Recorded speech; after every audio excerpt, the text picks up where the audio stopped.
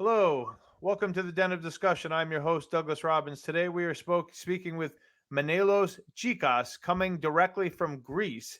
He is a screenplay writer and a novelist, and has an MBA in marketing, a certificate from Google Digital Garage in digital marketing, and attended Google Web Academy as a YouTube creator and learning Google Analytics.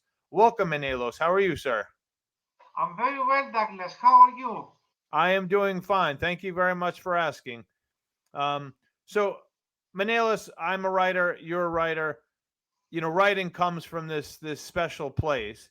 And how do Our you think? subconscious, our What? subconscious, Say again? our subconscious. Yes, our subconscious. Yes, sir. So, excuse me. How do you think storytelling can change individuals and the world for good? Yes, storytelling, I believe my experience showed me storytelling is a very powerful tool. It can affect a lot of people due to the fact that all data, everything in the world is being presented as data, and data have to be explained to people through storytelling, through narrative, through prose. Nevertheless, my experience has showed that we cannot change someone if he is not willing to change. Hmm. Storytelling has all the power to make this little chuck in our souls. Nevertheless, I believe we're talking about a self delegation. I see something in the internet, I read stories, and it's only my own responsibility to be affected as long as I allowed it. No one else, I believe, it's something very powerful, but it demands responsibility to change. Hmm. Storytelling is very powerful, data storytelling is very powerful. It can affect everything in our lives. Business, science, art, politics are being communicated to people. There is social engineering, there is influence, there is political communication, science communication, artistic communication. Nevertheless, I have found out that it is only we ourselves that we have the power to change ourselves and our lives. If we're willing to make the commitments, if we're willing to make the steps, if we're willing to and bold enough to take responsibility, if we know how to interact and counter interact the way communicate in the internet, I believe there is what actually this pandemic has showed to everything of us. There is the self responsibility of change, and there is the social responsibility as well. The internet, the world, the education can provide all the tools and all the knowledge to change, but at the end of the day it's all about we ourselves, that we are responsible for producing this change at the execution level. You said something that I had never thought about, and it was you posed it in an interesting manner. Is that data, any information is basically a story, Yes, or we interpret it as a story, and that's how we perceive it and kind of register that information, whether it be a statistic or a news commentator. We all interpret it through the lens of a story. yes, definitely so. Hmm. Science, art, politics, everything. The way the internet has expanded in the 21st century made all of us realize that everything can be communicated as narratives, as prose, as storytelling, and all this global information is very powerful to change the world and change lives. Nevertheless, our own perception of how we deal with all this data and how we respond to all this data and how we take responsibility and how we make steps and how we take risks, at the end of the day it's we ourselves that have to make this change. No one else will do it for us. They will provide the tools, provide the necessity, but it's we ourselves that we build our own lives. I'm curious. We were discussing the pandemic a bit in the pre-show, and I'm curious how it's affected Greek life, Greek culture. You know, in the U.S., there's been a lot of exodus from big cities, a lot of sort of talk about people leaving jobs and maybe re-identifying their priorities. You know, family and maybe simpler lives, and consumerism really hasn't worked out necessarily. Sort of a shifting of this demographic. How have you been affected yourself, and or how what have you seen culturally in Greece? The reality is that everyone in Greece has affected verbally, psychologically, and from a cognitive point of view from this crisis and this storytelling emerging, the the potential of being affected from the crisis and the storytelling we are display we are exhibited at. Greece has suffered a lot. Verbal and oral abuse is present. We have been affected, I believe, in ways that are shown and not shown in the media and the public eye. There are there are a lot of reorganizations in Greece relevant with the pandemic and the war and the crisis. There have been media reorganizations. There have been political reorganizations. There have been risings and fallings. Many things. It Let me ask depends. you. It Go ahead. depends what field exactly are you willing to study? Are we willing to study the verbal and the psychological abuse? You know, the psychological abuse and the verbal abuse is something very a very tricky matter to be analyzed because at the end of the day, our psychologists are being affected by it. Verbal abuse, oral abuse, psychological abuse, crimes in the television, up and fallings, risings and fallings in the television, risings and fallings in the entrepreneurial world, digital transformation that shifts the, the field of evolution from the physical space to the digital space. All sorts of transformations have happened to Greece. Of course, Greece is a country that is rather lower than other countries as far as the digital transformation and the internet is concerned. Nevertheless, all these media and mediums have been affected by storytelling. We have reached our limits. We have go beyond what was possible 10 years ago. Many things. Yeah, as you come back to it's all storytelling, and that's how the news divides people, telling different stories or stories of fear, manipulation. Stories Um, of fear, yeah, manipulation, media sometimes becomes more dramatic than it should be. yes, A sir. lot of times the information, the facts, the opinions have been dramatized. We are asked to act multiculturally and multicriterially to remain an objective point of view, not being fanatized with one source. Nevertheless, everything sometimes everything becomes political. Everything people try to manipulate things with a political communication. The political communication shows our limits and where we actually break down, and we should be cautious to avoid political dimensions as far as daily communication is concerned, because we know at the end of the day there are a lot of people that try to exploit everything in the political point of view, being fanatized, being continuously connected on the break-even point analysis of things, and everything falls apart, and we are yes, any all that environment is a very tough environment regarding storytelling. We have reached our limits. We do not know sometimes how to behave. Yes,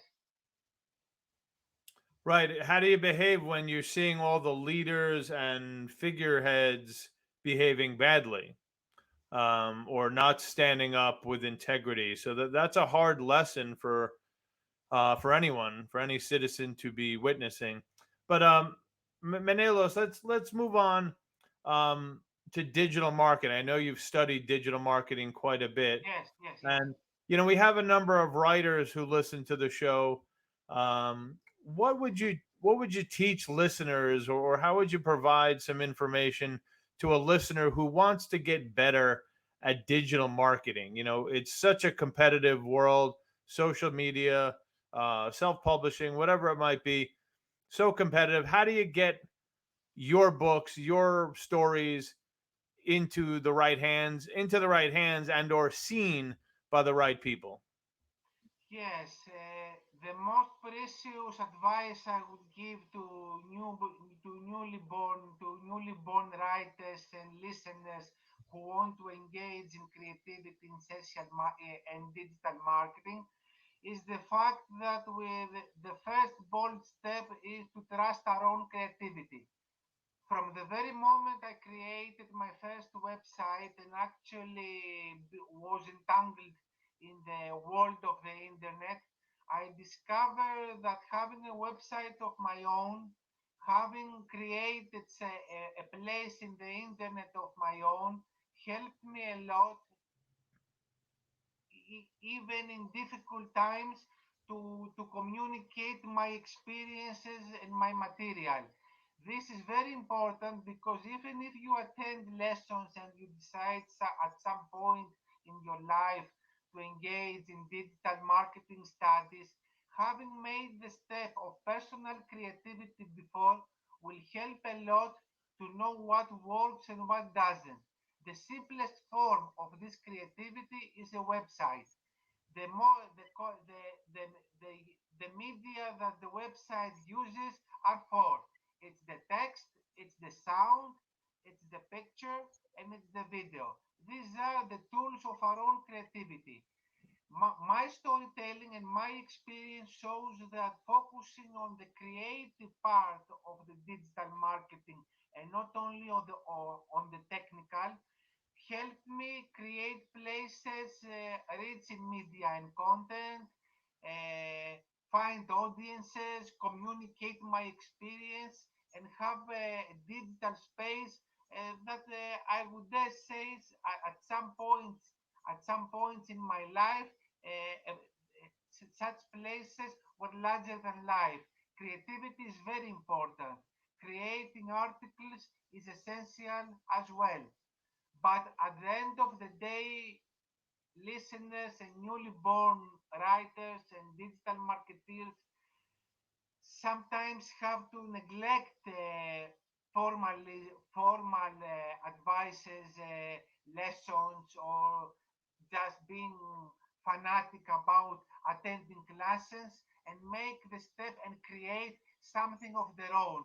Even if this is something uh, from an amateur point of view and not a professional, even if it's just your beginning, make the creation, commit to daily creativity is important because at the end of the day, everything is practice.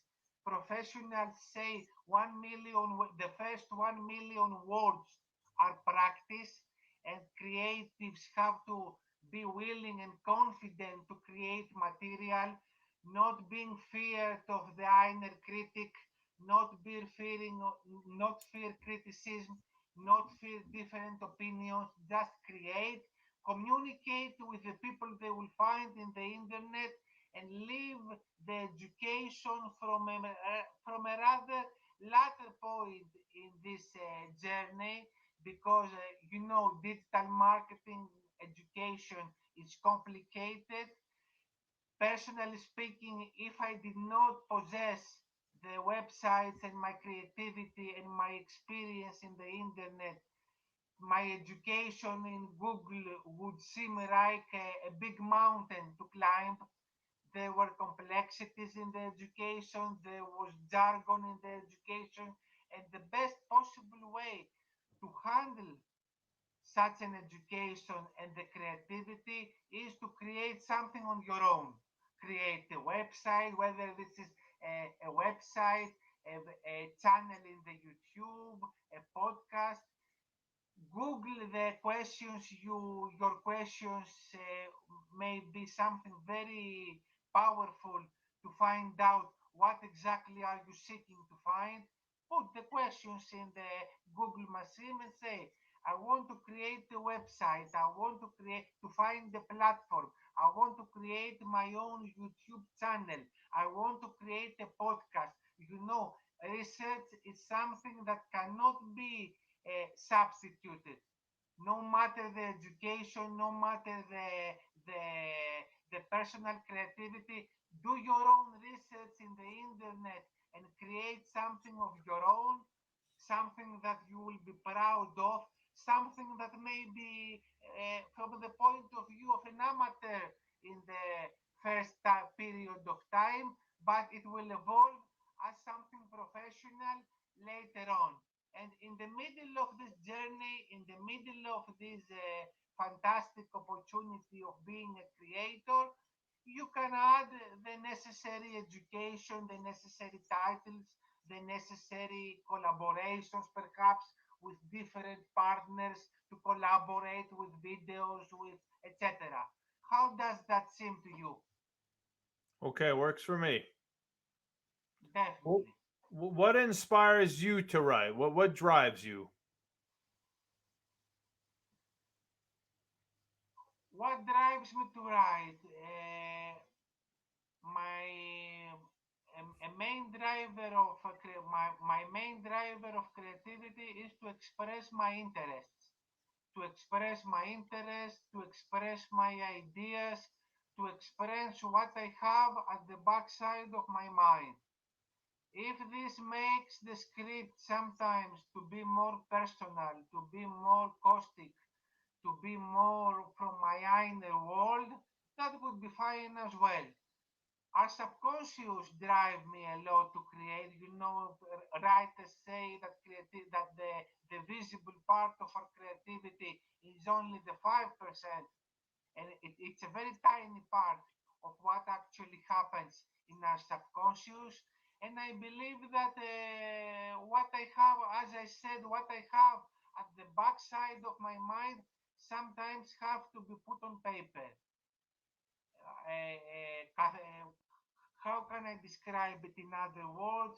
Are my fears, my emotions, the stuff that my dreams are made of, what I envision for myself in the future. You know, this dream part of my creativity is very essential for me as well. I try to communicate with dreams. I try to express myself through my own dreams. I believe I should not rely only on dreaming, but on making my dreams come true, expressing my scientific wonders and my artistic wonders. I believe that this multi-criterial side of expressing myself, those has its actual singularities of things that can go wrong. You know, people that like to express themselves from many from many point of views, and from many angles. Sometimes this may not go very well. You try to express yourself with many point of views, and sometimes you have to focus on on the explanation of things. It has to be simple, it has to be understandable, it has to be effectively communicated with the audience. I believe there is a multi-criterial side of you of what inspires me to write, because I want to be inspired from my dreams and my interests and my material and my ambition and my fears and my hopes, but at the same time, I want to reach to the other side. I want to make my scripts understandable by the other side. I want to expand my audience. I try to explain myself sometimes having into consideration the environmental aspect of my creativity. All that I believe is important for me, the atomic as well as the social, in terms of what inspires me to write. I would also say something from the nature. I'm very photo oriented the last period of my time also. I believe we live in the era of the audio visual communication. The picture has a very powerful presence in our lives. Picture drives me a lot in communication and expressing myself. Audio visual communication also inspires me to write. I believe that YouTube has a very powerful source of content to express, and many times I find myself being lost in music, in videos, in explanatory audiovisual media in terms of how science works, how artists try to express their work audiovisually. I believe creativity is complicated, and complicated fantasy requires from myself and from people listening at me to have to keep things simple, to keep things logical and comprehensible as far as the communication part and the other side reaching standards is concerned. Well, that's I hear you. So where can people find your books, Manelos? I have self-published my books in the internet. I used Apple-approved aggregators to digitally distribute in the English language, Hmm. and I have managed to use digital distribution in Amazon, Apple iTunes, Barnes and Noble, Walmart, Indiegogo. Excuse me, wrong. Indiegogo is a crowdsourcing platform. This is irrelevant. In all the digital channels of the digital distributors, I can also say Goodreads. I can also say all the channels and the languages that Amazon delivers content. And Hmm. if you just click at the words of Emily Logan, my romantic drama, and when magic truly happens, if you Google these titles, you will find, I believe, you will find a thesaurus of links and web sources. If you just Google my titles, you can find plenty of channels and digital distributors. I distribute through Publish Drive, and I distribute through Ingram Lightning Source UK. Publish Drive manages my digital file, my book, even though Lightning Source handles the print on demand.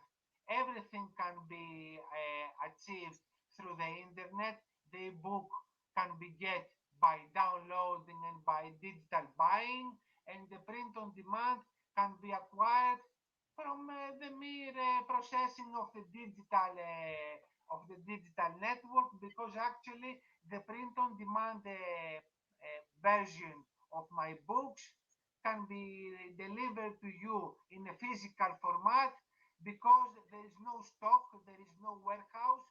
You order the book from the internet, and the platforms have a policy to produce from a mass point of view many books. So if one user just wants to buy my book, it can be delivered to him with a physical format from Apple iTunes, from Amazon, from Walmart, from Good, to get it to see the book at Goodreads, many channels.